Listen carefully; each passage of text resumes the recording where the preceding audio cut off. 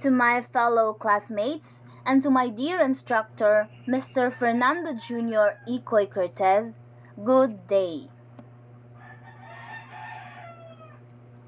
Before I formally start, let me introduce myself first as well as my assigned topic. I am Cabongbong from BSED 2, and I will be going to discuss the Chapter 2, which is the historical foundation of education. First, we have here the intended learning outcomes. At the end of this chapter, you should be able to state the relationship of society and schools. Prove that schools transmit cultural values by stating facts from education history in the world and in the Philippines. Explain the meaning of socialization as the function of schools.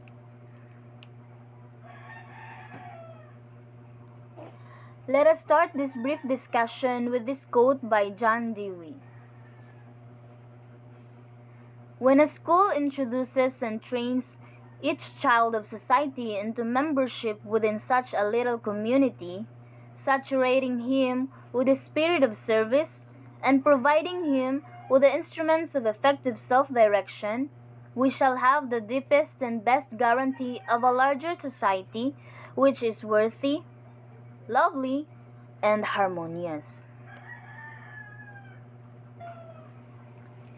So as John Dewey claimed, it is the school that introduces and trains each child of society into membership within such a little community, saturating him with the spirit of service and providing him with the instruments of self-direction. When schools succeed to do this, in the words of Dewey, we shall have the deepest and best guarantee of a larger society which is worthy, harmonious, and lovely. As we go deeper to our discussion, let us first discuss the education in primitive society. Brinkerhoff, 1989, explains further. In primitive societies, pre-literate persons faced the problem of survival in an environment that pitted them against natural forces and wild animals. To survive, human beings needed food, shelter, warmth, and clothing. To transform a hostile environment into one that is life-sustaining, humankind developed life skills that eventually became cultural patterns. These life skills include tool or instrument making, adherence to the moral behavior, code of group life, and language. Early humankind found security in group life based on kinship and tribal patterns. Life in the human group was educational as children observed and learned from the elders, and as they were deliberately taught by their parents and elders. For these cultural patterns to continue, the adults had to teach these skills and values to their children. This is socialization, a function of education in society. Socialization is the process by which individuals internalize the norms and values of society, and so social and cultural continuity are attained. This is also informal education in action. As abstract thinkers, human beings could create, use, and manipulate symbols. They could communicate with one another through gestures, sounds, and words. These symbols were expressed in signs, pictographs, letters. The creation and introduction of oral and written language made a great leap on literacy, which in turn had tremendous educational consequences, which citizens of a civilized society like netizens of the 21st century now enjoy.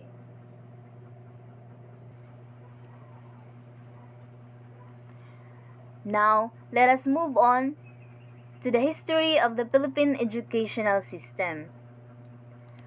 Let us also see how the nature and character of Philippine society are reflected in the education process in different periods of Philippine history.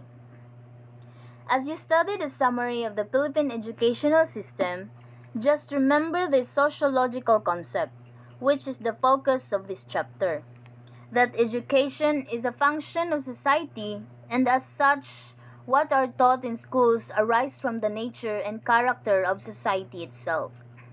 What society considers important is what schools teach.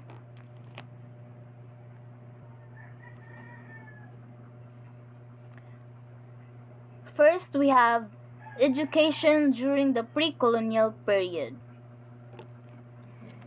Education was informal and unstructured, decentralized.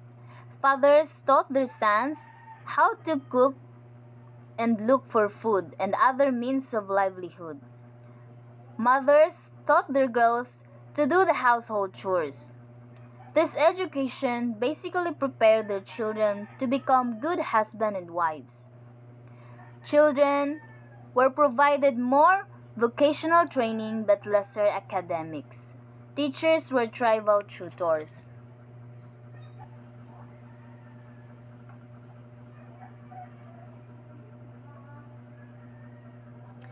Next, we have the education during the Spanish era.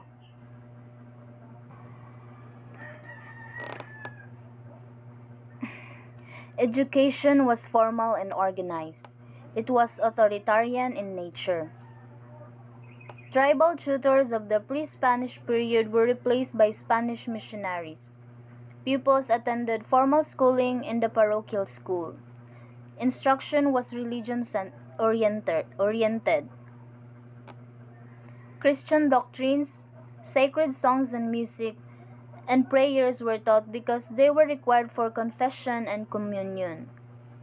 There was a separate school for boys and girls. Wealthy Filipinos or the ilustrados were accommodated in the schools. Under education during the Spanish era, there existed the Educational Decree of 1863. This law gave Filipinos a complete system of education from elementary to the collegiate level.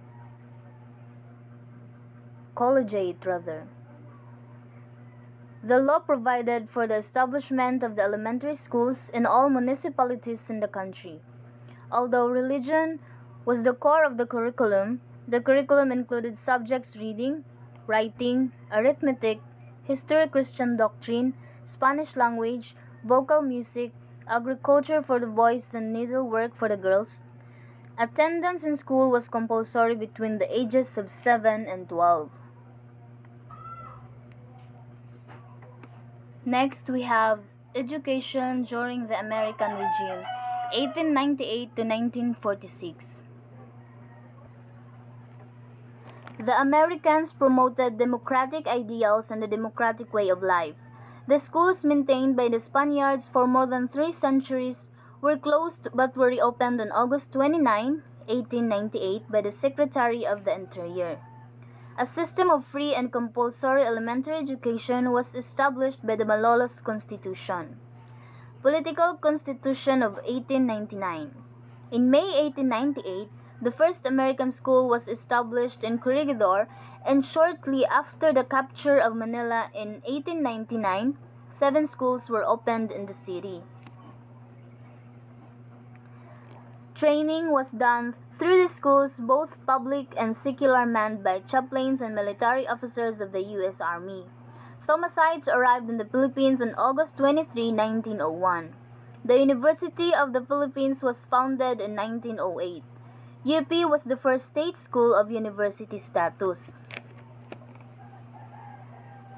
The Department of Public Instruction set up a 3-level school system. The first level considered a 4-year primary and 3-year intermediate or 7-year elementary curriculum. The second level was a 4-year junior college and later a 4-year program.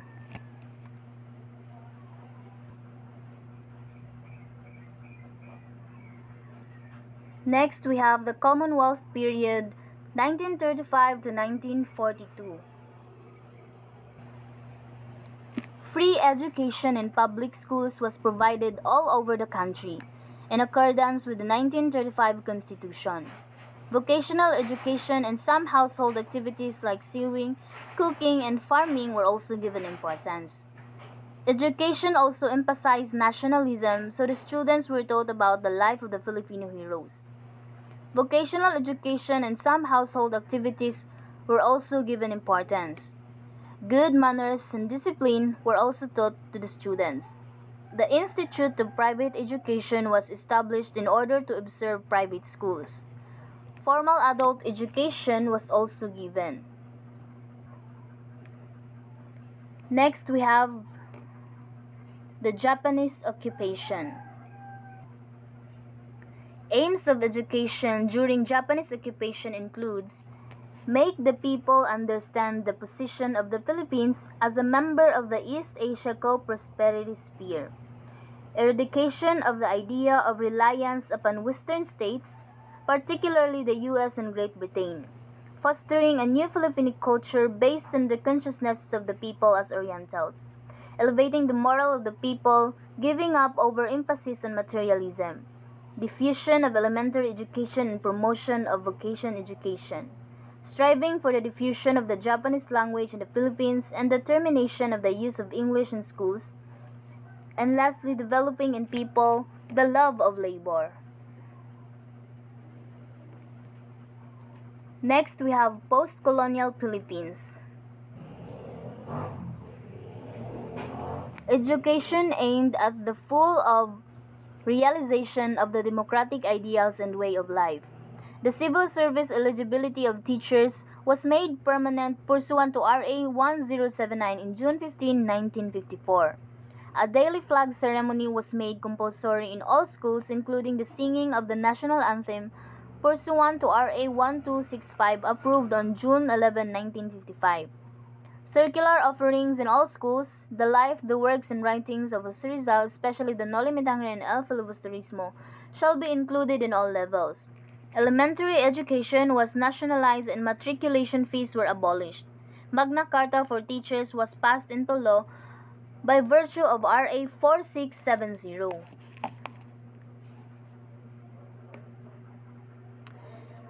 So now, let us put emphasis to the following terms and how they are interrelated. First, we have school. Education or school is an institution created by society. Education is a function of society and as such arises from the nature and character of society itself.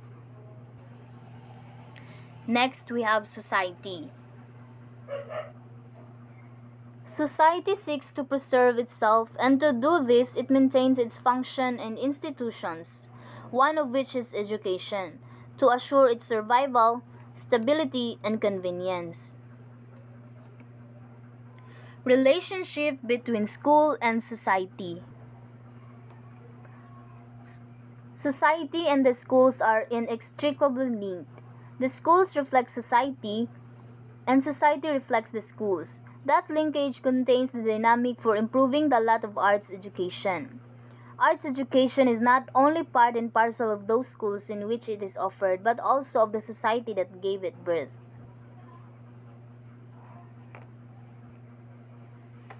And next, we have socialization. Socialization is a lifelong process. It occurs primarily during early childhood, but as we progress from infancy to old age, we shed old rules and adopt new ones. Role learning that prepares us for future roles is termed anticipatory socialization. Home as the first agent of socialization. The family is the most important agent of socialization.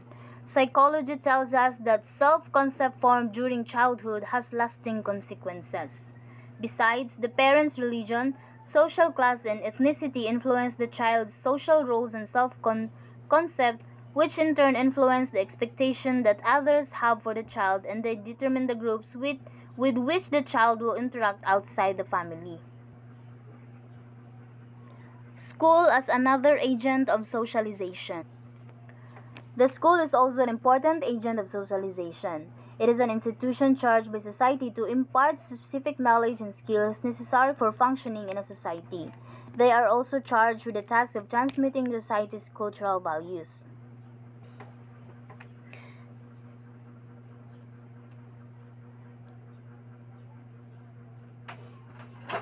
On the other hand, socialization as a function of schools, the role of socialization is to acquaint individuals with the norms of a given social group or society. It prepares individuals to participate in a group by illustrating the expectations of that group. The importance of studying history in education includes educational issues and problems are often rooted in the past. The study of educational history can help us to understand and solve today's problem. Second, realistic effort to reform education begin with present conditions, which are a product of our past. By using our past, we can shape the future. Third, the study of education's past provides a perspective that explains and illuminates our present activities as teachers, future teachers. Thank you for being with me, and that would be all.